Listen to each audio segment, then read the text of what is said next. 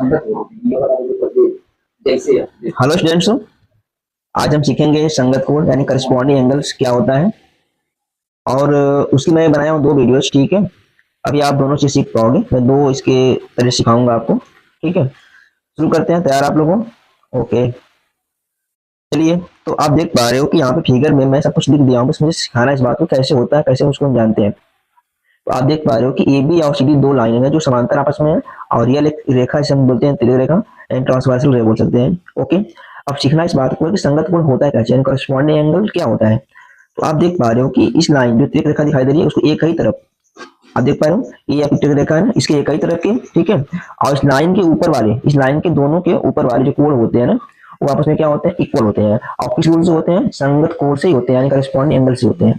आप देख पा रहे हो इस लाइन के एक ही तरफ एंड 3 और 4 है। ठीक है, और दोनों लाइन क्या है, ऊपर में ए बी लाइन के ऊपर में, ए बी संगत कोण से क्या इक्वल हो जाएंगे। तो हम कह सकते हैं इस बात को है कि हमारा जो एंगल एक होगा, और साथ में आप बोलते भी रहो एंगल जो एक होगा और एंगल क्या चीज यानी कि टू, ये आपस में क्या होंगे, इक्वल होंगे। और किस रूल से होंगे, क्या बताओगे आप, करस्पॉन्डिंग एंगल यानी कि संगत कोण से। ओके, आगे पूछो। यहाँ पे इस लाइन के आप देखो इस टाइप में, यहाँ पे 4 और 3 लाइन के एक ही तरफ है, और दोनों समांतर लाइन जो दिखाई दे रहे हैं सी ए बी और सी डी, इसके ऊपर ऊपर है। ए बी क्या होते हैं, इक्वल ही होते हैं। तो हम कह सकते हैं यहाँ पे एंगल हमारा जो 3 हो जाएगा, एंगल 4 क्या हो जाएगा, इक्वल हो जाएगा। और किस रूल से होगा, दोनों के दोनों संगत कोण से हुए हैं। किससे हुए हैं, संगत